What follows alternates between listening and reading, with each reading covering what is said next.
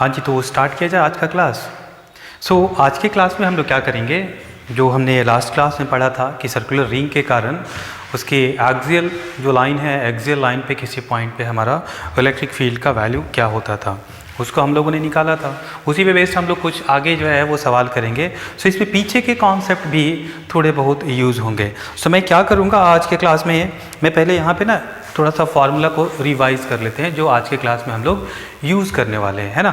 हम लोग क्या यूज़ करेंगे, एक यूज़ करेंगे कि स्ट्रेट वायर के कारण, जो हमारा जनरल फार्मूला था, मैं यहाँ पे लिखता हूँ। एक स्ट्रेट वायर है जो कि यूनिफॉर्मली चार्ज्ड है और यहाँ से कोई एक पॉइंट है, ये वाला पॉइंट ए डिस्टेंस पे है, and it is going to make angle θ1 and this angle is going to be θ2। इस पॉइंट पे, पॉइंट P पे इलेक्ट्रिक फील्ड हमने बतलाया था, this is let's say Ex and in this way this is Ey, और हमने formula भी लिखा था। हमने फार्मूला क्या लिखा था यहाँ पे, मैं यहाँ पे लिख रहा हूँ। Ex is equal to k lambda by a sin θ1 plus sin θ2, और Ey का वैल्यू क्या हो जाएगा हमारा, Ey का वैल्यू हो जाएगा k lambda by a cos θ1 minus cos θ2, है ना। ये हमारा एक जनरल फार्मूला आया हुआ था। उसके बाद फिर हम लोगों ने इसमें स्पेशल केस भी डिस्कस किया था कि यदि ये जो है ये सेमी इनफाइनाइट आपका वायर, मतलब सेमी इनफाइनाइट वायर हो, मतलब ये वाला पॉइंट यहाँ पे हो और इधर में आपका ये इन्फिनिटी चला जाए। उस केस में हम लोगों ने क्या किया था कि जो θ1 है, ये θ1 आपका क्या हो जाएगा 0 और θ2 π/2। θ1 0 और θ2 π/2। उस केस में हमारा क्या हो जाएगा, मैं यहाँ पे केस लिख रहा हूँ सेमी इनफाइनाइट। सेमी इनफाइनाइट के केस में क्या हो जाएगा हमारा, सेमी इनफाइनाइट के लिए लिखेंगे θ1 is equal to 0 and θ2 is equal to π/2। देखो यहाँ पे हो जाएगा हमारा Ex is equal to sin θ1 is equal to 0, sin θ2 is equal to π/2, sin π/2 is 1, this is k lambda by a, this is k lambda by a। और Ey का बात करें, Ey कितना हो जाएगा, cos 0 is 1 and this is cos 90 is 0, this is k lambda by a, this is again k lambda by a। Semi infinite हो गया। यदि हम इनफाइनाइट की बात करेंगे तो इनफाइनाइट की बात करेंगे, θ1 is equal to θ2 is equal to π/2। हमारा Ex क्या हो जाएगा, sin π/2, sin π/2, sin π/2 is 1 plus 1 2, this is going to be 2k lambda by a, और Ey is equal to cos π/2 0 0, this is going to be 0। उसके बाद फिर हमने एक केस लिया था कि यदि परपेंडिकुलर बाइसेक्टर पे हो, परपेंडिकुलर बाइसेक्टर पे हो, परपेंडिकुलर बाइसेक्टर का मतलब क्या हो गया कि θ1 is equal to θ2 is equal to let's say some angle theta. Perpendicular bisector का मतलब हो गया कि this point is going to bisect this line charge. ये θ1 और θ2 दोनों बराबर हो जाएंगे और उसको हमने θ ले लिया।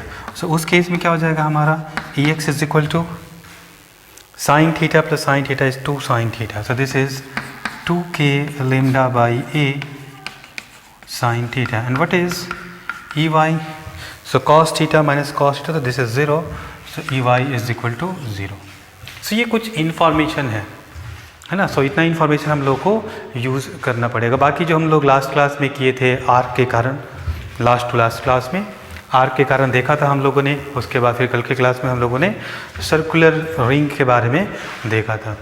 हम लोग स्टार्ट करते हैं अपने प्रॉब्लम। तो इतना कुछ हम लोग आज के क्लास में यूज़ करेंगे, इसमें से कुछ फार्मूला जो है वो यूज़ होंगे, है ना। पहला सवाल आज का मैं रीड करने जा रहा हूँ।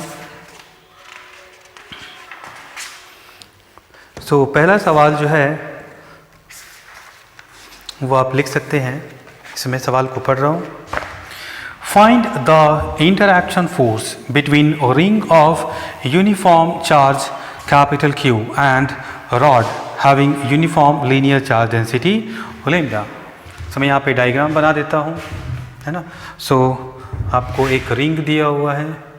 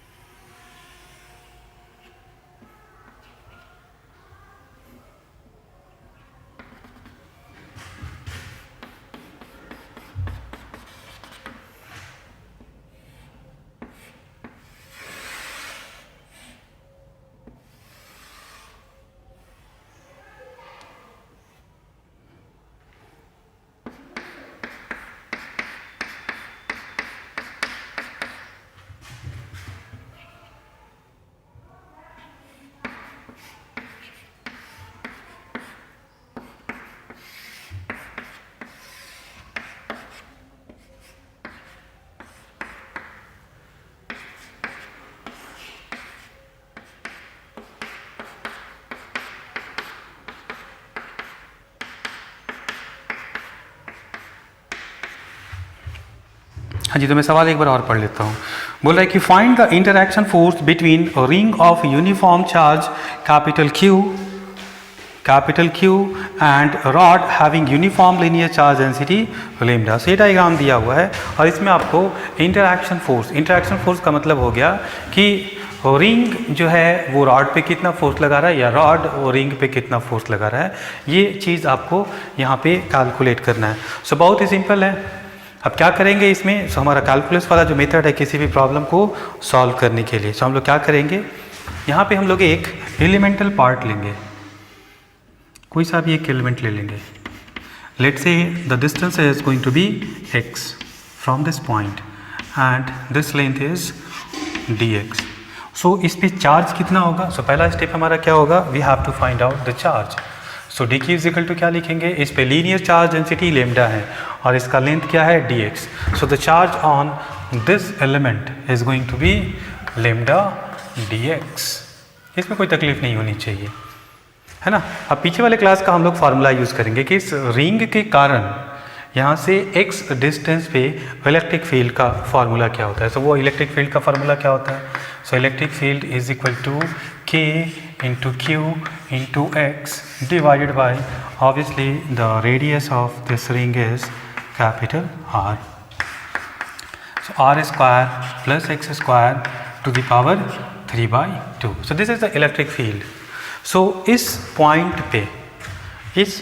पे इस रिंग के कारण इलेक्ट्रिक फील्ड ये है और इस इलेक्ट्रिक फील्ड में हमने एक चार्ज रखा जिसका वैल्यू ये है. सो इस चार्ज पे ये इलेक्ट्रिक फील्ड कितना फोर्स लगाएगा.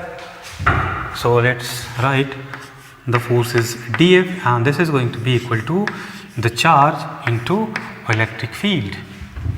सो dF is equal to charge into electric field. So चलो लिखते हैं. सो dQ हमारा है, ऊपर में लिखते हैं k q x lambda dx and divided by r square plus x square to the power 3/2. इतना कुछ हमने लिख लिया. So this is dF. यदि हमें नेट फोर्स निकालना हो तो क्या करेंगे. सो यहाँ पे लिखेंगे net force. So net force F is equal to integral of dF.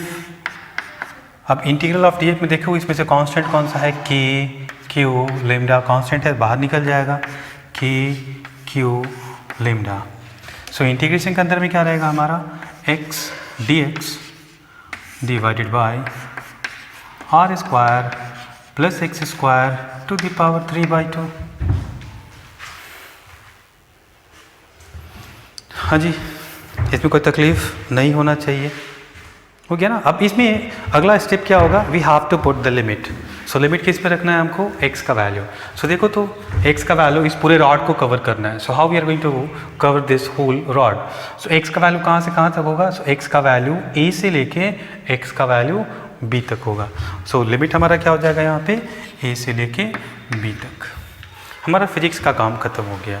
अब ये जो हमारा टास्क है, ये टास्क है अब किसका, सो ये हमारा मैथ्स का काम है. सो इस इंटीग्रेशन को सॉल्व करना. So how we are going to solve this integration. So चलिए देखते हैं। सो सॉल्व करने के लिए बोलेंगे कि let assume that R square plus x square is equal to let's say some Z square. Just assume that, differentiate करते हैं। सो ये कांस्टेंट है तो 0, इसका हो जाएगा 2x dx is equal to 2z dz। So 2 cancel. So x dx is equal to z dz, है ना। सो मैं इसको वैल्यू को लिखता हूँ और लिमिट देखो अब क्या हो जाएगा। यहाँ पे लिमिट क्या रखेंगे, when x is equal to a, so z square, या चलो बाद में इसको हम कन्वर्ट कर लेंगे। सो लिखते हैं हम लोग f is equal to K Q lambda integral, limit अभी नहीं रखेंगे, इसको सॉल्व करेंगे। सो x dx, सो x dx की जगह पे क्या रख सकते हैं, z dz। So z dz divided by, just a moment, आप लोगों को दिखेगा नहीं इसलिए मैं इसको नीचे से लिखता हूँ।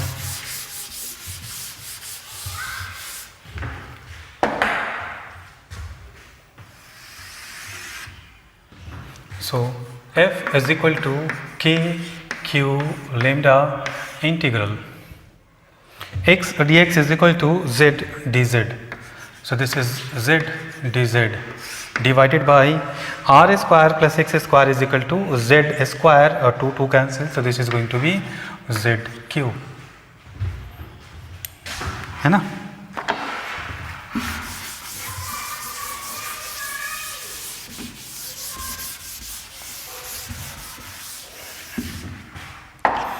तो चलो अब इसका क्या होगा, सो एक z cancel, so this is z square. So dz by z square का इंटीग्रेशन क्या हो जाएगा, सो लिखेंगे k q लेमडा, और z square means z to the power -2 dz, है ना। सो हो जाएगा z टू द पावर, और इसको हम ऐसे भी लिख सकते हैं -1/z। क्लियर। सो ये हमारा इंटीग्रेशन का वैल्यू है। अब z का वैल्यू यहाँ से हम सब्स्टिट्यूट कर देंगे। So z is equal to square root of this. So हम बोलेंगे कि f is equal to K Q lambda, minus बाहर ले लेते हैं 1/z। z का मतलब हो गया square root of r square plus x square, and what we have is a limit from a to b। अब इसका वैल्यू रख लो। So minus K Q lambda 1 square root of r square plus b square minus 1 square root of r square plus a square. चलो final result लिखते हैं। So f is equal to K Q lambda in bracket 1 square root of r square plus a square minus 1 square root of r square plus b square, and this is going to be the final answer. So very simple. Clear? K q lambda into 1 by the square root of r square plus a square minus the square root of 1 by r square plus b square. Clear? सो बड़ा ही simple सा था और straight forward आपका सवाल था, केवल थोड़ा सा मैथमेटिक्स और इंटीग्रेशन वगैरह यहाँ पे इन्वॉल्व था। अब इसी पे बेस्ड एक और सवाल करेंगे। सो अगला सवाल मैं रीड कर रहा हूँ, एग्जैक्टली सेम सवाल है, थोड़ा सा इसमें मॉडिफिकेशन है ना। सो मैं अगला सवाल पढ़ रहा हूँ। सो अगला सवाल है कि a system consist of a thin charged wire ring of radius capital R and a very long uniformly charged thread oriented along the axis of the ring with one of its ends coinciding with the center of the ring. So the total charge of the ring is equal to Q. The charge of the thread per unit length is equal to lambda. So find the interaction force between the ring and the thread. सो सवाल अभी भी same है, इस case में भी आपका सवाल यही वाला है, थोड़ा सा क्या है मॉडिफाइड है। सो चलिए मैं इस रिजल्ट को रहने देता हूँ, because we are going to use this result.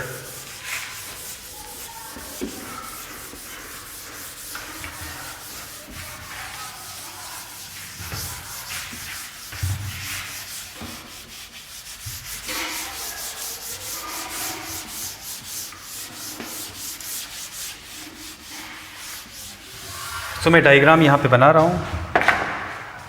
सो एक रिंग है, सेम सवाल है, और इसके सेंटर से यहाँ से एक वायर रखा हुआ है,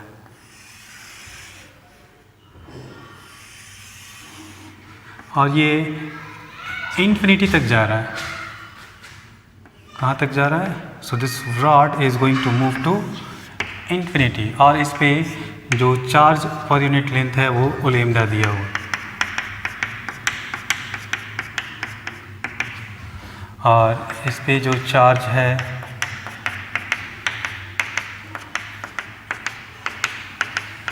सो ये दिया हुआ है इस पे स्मॉल क्यू, और इसका रेडियस जो है वो है कैपिटल आर। सो बोल रहा है कि आप इस जो है ना इस रॉड पे आप इसका इंटरैक्शन फोर्स निकालो। सो पीछे वाले सवाल में क्या था कि ये जो रॉड है उसका एक फाइनाइट लेंथ था, कहाँ से? ए से लेके बी तक में, एक्स इजिकल टू ए से लेके बी तक में। अब उस सवाल से इस सवाल को कंपैरिजन करें। सो जो ए पे था वो अब कहाँ पे आ गया? ज़ीरो पे, मतलब ए का वैल्यू अब क्या हो गया? ज़ीरो, और बी का वैल्यू कहाँ पे चला गया? इन्फिनिटी। सो इसमें यदि हम वैल्यू रख दें ए इजिकल टू ज़ीरो और B is equal to infinity, so इसका आंसर आ जाएगा। सो लिखेंगे इसमें put a is equal to zero and b is equal to infinity. So हमारा f क्या हो जाएगा कि इस सवाल में capital Q is equal to यहाँ पे स्मॉल q दिया हुआ है, so इस चीज़ को ध्यान रखेंगे के क्यू लैम्डा। देखो यहाँ पे a is equal to zero करेंगे, so square root of r square मतलब 1/r minus b is equal to infinity करेंगे, सो इन्फिनिटी का square, so this is infinity और 1/इन्फिनिटी is zero, so this is going to be zero.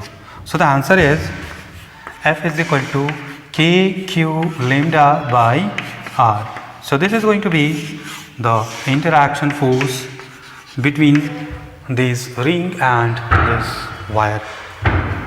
Clear? सो ये दोनों सवाल, इस पे बहुत सारे सवाल आ सकते हैं, इसको हम पीछे भी लेके जा सकते हैं हाफ में। सो लेंथ में वो वेरिएशन करके हम लोग इस सवाल को चेंज कर सकते हैं। सो ये हमारा दूसरा सवाल था, है ना। सो अगला सवाल देखते हैं। सो अगला सवाल मैं रीड करता हूँ। सो पहले मैं उसका डायग्राम बना देता हूँ, है ना। सो आई होप ये सवाल क्लियर हो गया होगा।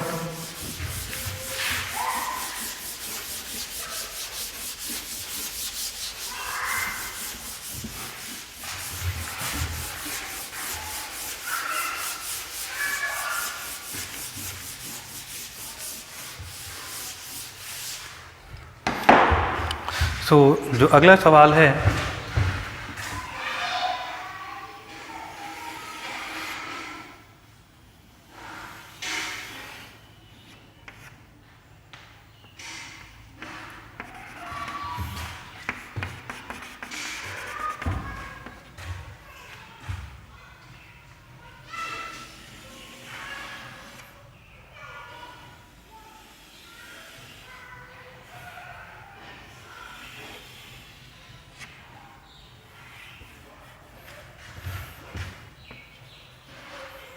कुछ ऐसा सवाल है, और इस पे चार्ज है Q1, इस पे चार्ज दिया हुआ है Q2, and the radius of this two rings are same which is going to be r,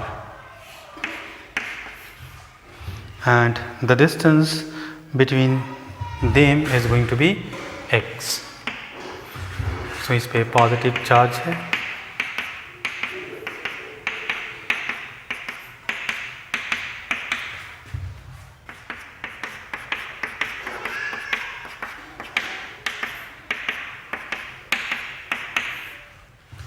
चलिए मैं सवाल को पढ़ता हूँ, है ना, कि सवाल में दिया क्या है। सो सवाल है two charged rings Each of radius capital R with charges Q1 and Q2 are placed parallel with separation x between their centers. Find electric field capital E at the centers of the ring.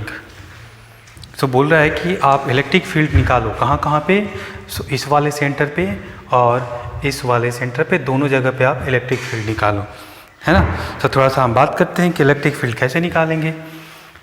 इस वाले point पे पहले बात करते हैं। इस वाले point पे इलेक्ट्रिक फील्ड इस रिंग के कारण होगा और इस रिंग के कारण। इस रिंग के कारण जो इलेक्ट्रिक फील्ड यहाँ पे होगा उसका फार्मूला हमको पता है, और इस पॉइंट पे इस रिंग के कारण, ये जो पॉइंट है इस रिंग के प्लेन में है और उसके सेंटर पे, हम लोगों ने पहले भी डिस्कस किया है कि रिंग के सेंटर पे जो हमारा इलेक्ट्रिक फील्ड होता है वो इलेक्ट्रिक फील्ड कितना होता है, 0। इस रिंग के कारण इसके सेंटर पे इलेक्ट्रिक फील्ड 0 होगा। यहाँ पे जो हमारा नेट इलेक्ट्रिक फील्ड होगा वो इस रिंग के कारण होगा, और यहाँ पे जो इलेक्ट्रिक फील्ड होगा वो इस रिंग के कारण होगा। Let's call this as point number 1 and this is point number 2, है ना। और यदि हम इलेक्ट्रिक फील्ड अब डायरेक्शन हम दिखलाते हैं, this is my positive x axis. हम यहाँ पे जो इलेक्ट्रिक फील्ड होगा उसके कारण उसका डायरेक्शन किधर होगा, this is the direction, this is E1, और यहाँ पे देखें दिस इज E2। इसका मतलब है कि E2 जो है मेरा पॉजिटिव एक्स डायरेक्शन में होगा और E1 हमारा नेगेटिव एक्स डायरेक्शन में। अब इस E1 का वैल्यू रखते हैं उसके कारण।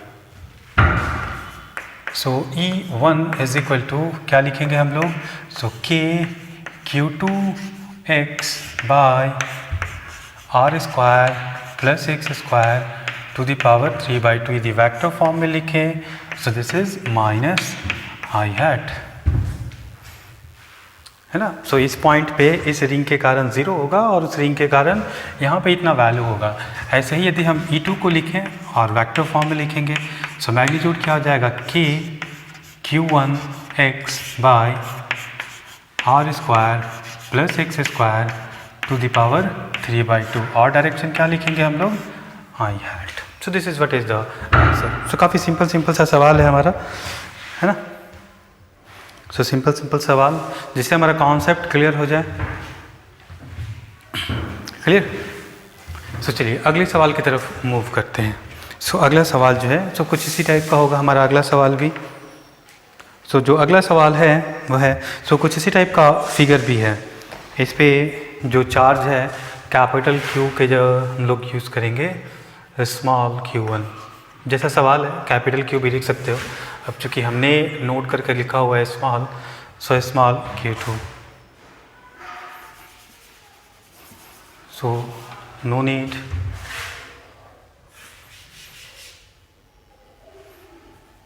Let's call this as ring 1 and this is ring 2, clear. चलिए अब सवाल को मैं रीड करता हूँ। और यहाँ पे एक पॉइंट और ये जो डिस्टेंस है ये डिस्टेंस दिया हुआ है आपको, एक यहाँ पे पॉइंट दिया हुआ है, this is a point P whose distance is, this is R and this is 2R, means the total distance is 3R। चलिए मैं क्वेश्चन को रीड करता हूँ। सवाल क्या है, figure shows two parallel non-conducting rings arranged with their central axes along a common line. Ring 1 has uniform charge Q1 and radius capital R. Ring 2 has uniform charge Q2 and the same radius capital R. Rings are separated by a distance 3R. The net electric field at point capital P on the common line at distance R from the ring 1 is 0. So what is the ratio Q1 by Q2? So what we have to find is, we have to find Q1 by Q2 is equal to R. What? For that, at this point E is equal to 0. यदि E is equal to 0 इस point पे है, so find out this value. So बहुत ही simple सा सवाल है।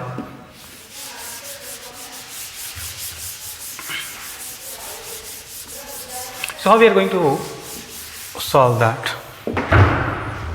So पहली बात है कि हम लोग बात करेंगे इस पॉइंट पे इलेक्ट्रिक फील्ड का, कौन कौन सा और कैसा कैसा इलेक्ट्रिक फील्ड हमारे यहाँ पे अवेलेबल है.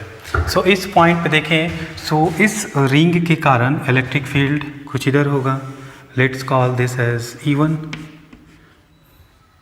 और इस पॉइंट पे इस रिंग के कारण इलेक्ट्रिक फील्ड इधर होगा E2, और यहाँ पे नेट इलेक्ट्रिक फील्ड ज़ीरो हो उसके लिए कंडीशन क्या होगा कि ये भैया E1 और E2 दोनों क्या हो जाए, बराबर हो जाए.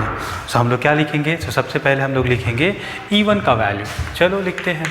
सो E1 किसके कारण है, इस रिंग के कारण यहाँ पे इलेक्ट्रिक फील्ड E1 है. सो वैल्यू क्या लिखेंगे, लिखेंगे K Q1 और x का मतलब हो गया R by R square plus x square means फिर से R, so R square to the power 3/2. So देखो यहाँ पे क्या हो जाएगा, K Q1 R by R square plus R square 2R square. So this is going to be 2√2 R cube. So we have K Q1 by 2√2 R square. So this is what is the value of E1. Clear. ऐसे ही यदि हम E2 को निकालने की कोशिश करें, तो चलो E2 को निकालते हैं. सो E2 कैसे निकलेगा, सेम कॉन्सेप्ट लगाएंगे. So E2 is equal to K into Q2 into x. So यहाँ पे x का वैल्यू क्या हो जाएगा, 2R. So this is 2R divided by R square plus x square. So x की जगह पे 2R का पावर 3/2. सो चलो सॉल्व करो इसको, कितना हो जाएगा. सो इसको लिखेंगे 2K Q2R और डिवाइडेड बाई 2 2 ज़ा 4, 4 plus 1 is 5, 5R square. So this is 5√5 R cube. So final values हो जाएगा हमारे पास 2K Q2 by 5√5 R square. This is E2 है ना. सो E1 पता है, E2 पता है, और पॉइंट P पे यदि हमारा इलेक्ट्रिक फील्ड ज़ीरो है, इसका मतलब है कि E1 is equal to E2. सो यहाँ पे क्या लिखेंगे, since E is equal to 0 at point P, hence E1 is equal to E2 magnitude wise, है ना. सो E1 क्या है हमारा, so this implies K Q1 by 2√2 R square is equal to 2K Q2 by 5√5 R square. So R square K cancel. So we have to find out Q1 by Q2. So देखो क्या मिलेगा, Q1 by Q2 is equal to, so Q1 by Q2, so ये 2√2 उधर जाएगा, so हो जाएगा 4√2 by 5√5, है ना. यदि आप इसको कैलकुलेट करोगे, so you are going to get Q1 by Q2. आप इसको कैलकुलेट करोगे, so it is going to give the value 0.506. 506.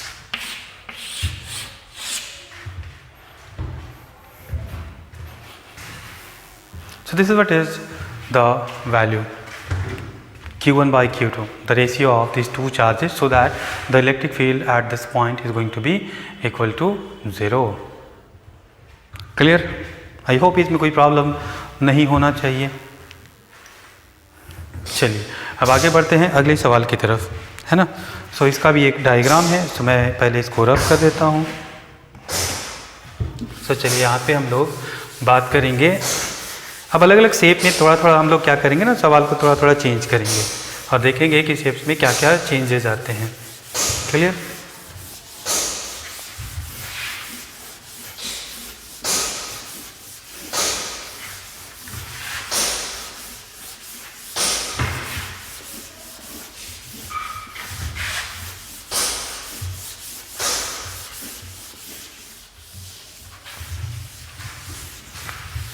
सो हमको एक शेप दिया हुआ है और उस शेप पे सवाल है, तो मैं एक यहाँ पे शेप बना देता हूँ जो हमको दिया हुआ है।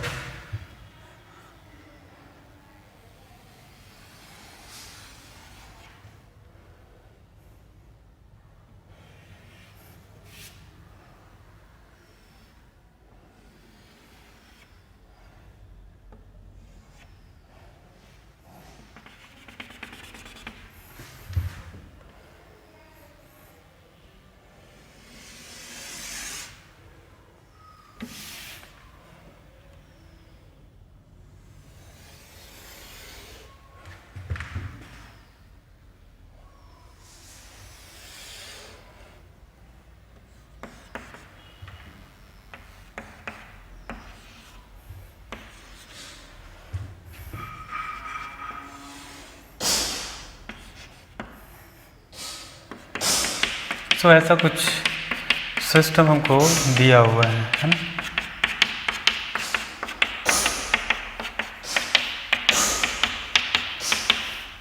और इस पे charge per unit length means linear charge density आपको लेमडा दिया हुआ है, और यहाँ पे जो सेमी सर्किल है उसका रेडियस है a, means this length is also a, this length is also a।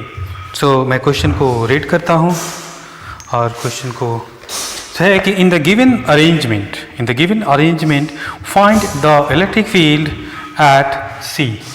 So this is the point C. Find the electric field at C. Here the U-shaped wire is uniformly charged with linear charge density lambda. So ये जो आपका linear charge density है वो आपको lambda दिया गया है ना, और इसके कारण आपको यहाँ पे इलेक्ट्रिक फील्ड निकालना है। सो इसको क्या करेंगे, इसको हम 3 सेक्शन में डिवाइड कर लेंगे।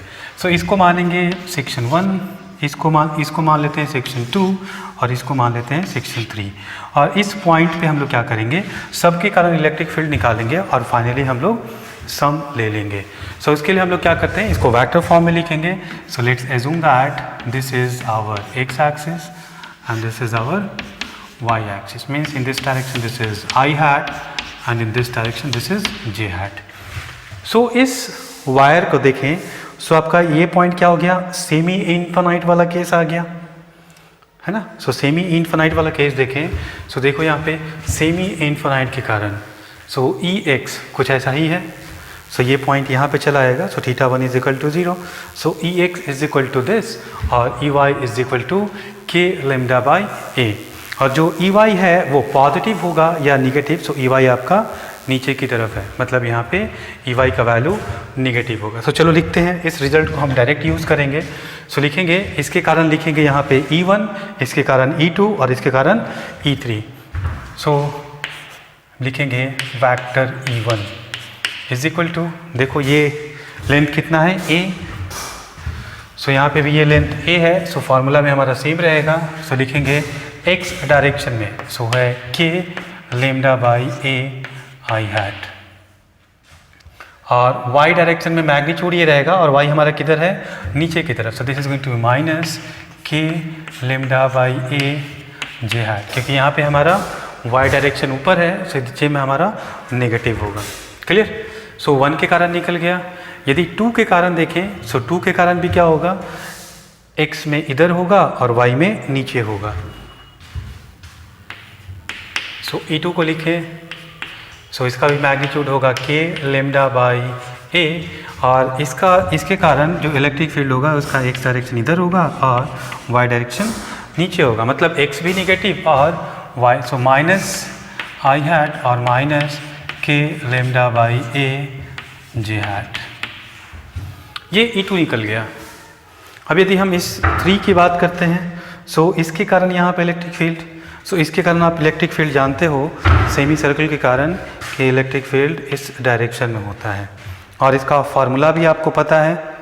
इसका फार्मूला क्या होता है, 2k lambda by a sine theta by 2। सो चलो E3 का लिखते हैं।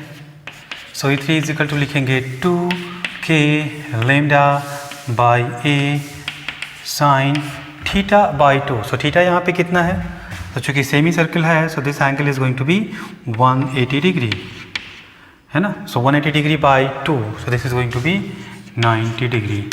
and the direction is obviously in this direction, so this is j hat. So this value is going to be sin 90 is 1, so this is 2k lambda by a j hat.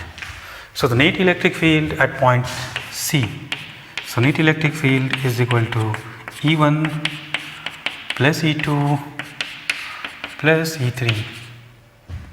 So if I am going to write, इन सब को लिखेंगे तो हो जाएगा k lambda by a I hat minus k lambda by a j hat minus k lambda by a I hat minus k lambda by a j hat और plus 2k lambda by a j hat. अब देखो यहाँ पे minus k lambda by a k lambda by a I hat और minus k lambda by a I hat cancel out. Minus k lambda by a j hat minus k lambda by j hat मतलब minus 2k lambda by a j hat और यहाँ पे है plus 2k lambda by. So net electric field at this point is going to be equal to 0. E is equal to 0. So net electric field at this point is going to be equal to 0. Clear. चलिए अगले सवाल की तरफ move करते हैं और अगला सवाल देखते हैं कि अगला सवाल क्या है.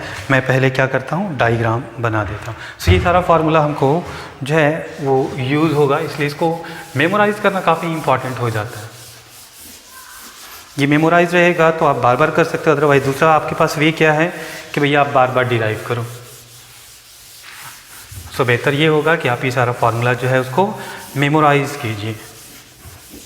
तो थोड़ा मेमोरी में रहने से आपका जो समय है समय बच जाता है, कैलकुलेशन वगैरह बच जाता है, तो समय कम लगता है. अदरवाइज एवरी टाइम यदि आप इंटीग्रेशन करने जाओ तो काफ़ी तकलीफ़ होगी, और ख़ास करके मेंस में.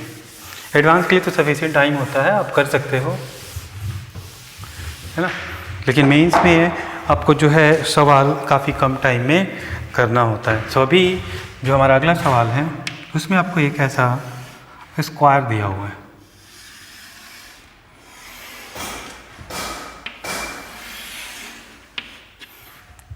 और इस पे ये जो 4 वायर हैं, 4 वायर पे चार्जेस आपके अलग अलग हैं. सो लेमडा 2 लेमडा, इस वाले पार्ट पे लेमडा है, इस वाले पार्ट पे 2 लेमडा है, इस पे -3 लेमडा है और इस पे 4 लेमडा है. और इसका जो साइड का लेंथ है वो लेंथ आपको दिया हुआ है L.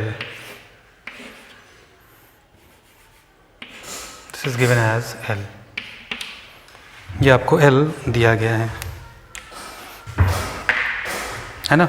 सो मैं सवाल को रीड कर रहा हूँ. सो सवाल क्या दिया हुआ है. सो सवाल दिया हुआ है, in the given arrangement of a charge square frame find the field at centre, the linear charge density is shown in the figure. ऐसा फिगर दिया हुआ है और आपको इसके सेंटर पे जो है वो आपको इलेक्ट्रिक फील्ड निकालना है.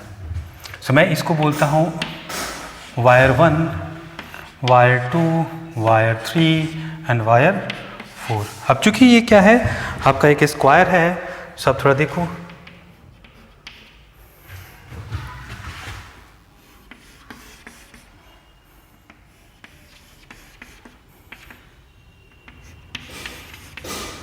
So this angle is going to be 45 degree, है ना, और ये भी एंगल आपका कितना हो जाएगा 45 डिग्री. ये लेंथ है और ये परपेंडिकुलर बाइसेक्टर. सो इसमें से कौन सा फार्मूला हमारा यूज होगा, यहाँ पे हम लोग कौन सा फार्मूला यूज़ करेंगे. सो यहाँ पे हम लोग परपेंडिकुलर बाइसेक्टर वाला केस यूज़ करेंगे कि θ1 is equal to θ2 is equal to θ. In this case this θ is going to be 45 degree. So we have Ey is equal to 0. So there is only the x component, means due to this wire the electric field is in this direction. So यहाँ पे हम लोग define कर लेते हैं अपना axis. So let's say this is x axis and this is y axis, this is I hat and this is j hat. So इस direction में जो भी होगा उसको हम I हैट लिखेंगे. सिमिलरली देखें, सो इस वायर के कारण इलेक्ट्रिक फील्ड इस डायरेक्शन में होगा. थर्ड वाले के कारण नीचे होना चाहिए था, बट चूंकि ये निगेटिव चार्ज है सो ये ऊपर की तरफ होगा। इस वायर के कारण इलेक्ट्रिक फील्ड ऊपर की तरफ होगा। सो इन चारों वायर के कारण हम लोग इलेक्ट्रिक फील्ड लिखते हैं। सो मैं पहला लिखता हूँ वेक्टर E1 इस वायर के कारण। सो इस पे लीनियर चार्ज डेंसिटी है लैम्डा और ये डिस्टेंस कितना हो जाएगा, सो ये टोटल लेंथ है L, सो ये लेंथ होता है L/2। सारे के केस में ये L/2 ही होगा, है ना। सो ये वाला फार्मूला हम लोग लगाते हैं परपेंडिकुलर बाइसेक्टर वाला। सो 2K लेम्डा तो हमारा यहाँ पे लेम्डा ही है बाई A। सो ये A कितना हो गया हमारा L/2। So this is L/2 into sine theta. So sine यहाँ पे कितना है 45। So sine 45, what is the direction, so this is I hat। So this value is going to be, so this 2 goes up and this is sin 45 is 1/√2। so √2 से ये मैं direct value लिखता हूँ, देखना थोड़ा। so 2√2 K lambda divided by L I hat, है ना। ऐसे ही लिखते हैं E2। सो E2 में सब कुछ सेम होगा। सो 2K लेम्डा की जगह यूज़ करेंगे 2 लेम्डा, बाकी ये भी सेम रहेगा L/2, ये भी साइन 45 रहेगा और ये हो जाएगा I की जगह -I hat और ये वैल्यू हो जाएगा आपका 2 टाइम्स हो जाएगा। सो यहाँ पे लिखेंगे 4√2 K lambda by L -I hat। E2 निकल गया। चलो सिमिलरली E3 निकालते हैं। सो E3 इज इक्वल टू क्या हो जाएगा 2K और लेम्डा की जगह क्या है -3 lambda divided by L/2 sign 45 और इसके कारण होना चाहिए था नीचे की तरफ। सो ये हो जाएगा -J hat। अब देखो ये माइनस और माइनस प्लस और यहाँ पे 1/√2। सो ये 3 टाइम हो गया। सो 3 2 6, 6√2 K लेम्डा बाई L और ये जाएगा minus minus plus J hat। ध्यान से देख लो, माइनस माइनस प्लस, 3 2 6, 2 12, 1/√2। सो यहाँ पे कैंसिल होगा, बचेगा हमारा 6√2। चलो अगला लिखते हैं E4। E4 का वैल्यू लिखते हैं। E4 का हो जाएगा 2K 4 lambda sine 45 by L/2 and this is J hat and this value is going to be, so यहाँ पे 4 है, so 4 2 8 √2 K lambda by L और ये हो जाएगा J hat। और नेट इलेक्ट्रिक फील्ड की बात करें, सो नेट इलेक्ट्रिक फील्ड जो है वो हमारा हो जाएगा E1 plus E2 plus E3 plus E4। Clear. अभी चारों वैल्यूज़ हम लोग रख लेते हैं। सो चारों वैल्यूज़ यहाँ पे रखेंगे। सो देखो E1 और E2 से यहाँ पे प्लस I hat, यहाँ पे -I hat। मैं रख लेता हूँ, पहले वैल्यू लिख लेते हैं। So 2√2 K lambda by L I hat plus 4√2 K lambda by L minus I hat plus 6√2 K lambda by L J hat plus 8√2 K lambda by L J hat। जोड़ोगे तो क्या बचेगा, सो यहाँ पे minus हो जाएगा। So this is going to be -2√2 K lambda by L I hat और इसको देखो दोनों प्लस में है। सो 8 और 6 14। So this is going to be 14√2 K lambda by L J hat। अब आपसे यदि मैग्नीट्यूड पूछा जाए, सो मैं मैग्नीट्यूड यहाँ पे कैलकुलेट कर लेता हूँ। सो E का मैग्नीट्यूड हो जाएगा, देखो इसमें से क्या क्या निकल जाएगा, 2√2 K लेम्डा बाई L निकल जाएगा। सो 2 √2k lambda by L.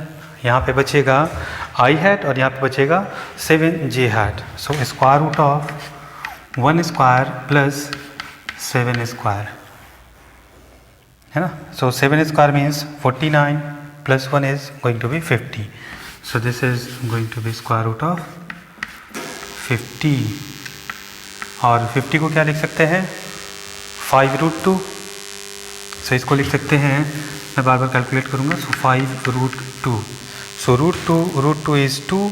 So 5 2 10, 10 2 20। So this is going to be 20k lambda by L. So this is what is the answer, 20k lambda by L. यदि मैग्नीट्यूड पूछा जाए तो magnitude हमारा हो जाएगा 20k lambda by L। और यदि हमको वेक्टर फॉर्म में लिखना हो तो वेक्टर फॉर्म में हमारा ये वाला आंसर हो जाएगा। इसमें ज़्यादा कुछ करने का ज़रूरत बिल्कुल भी नहीं है। ठीक है। सो आज की क्लास में हम लोग यहीं पे रहने देते हैं। नेक्स्ट क्लास में हम लोग कुछ और प्रॉब्लम करेंगे। इस पे एक सेक्शन और है। सो एक क्लास इस पे हमारा और चलेगा। तो एक प्रॉब्लम क्लास हमारा इस पे और होगा। ठीक है। सो आज के लिए इतना ही।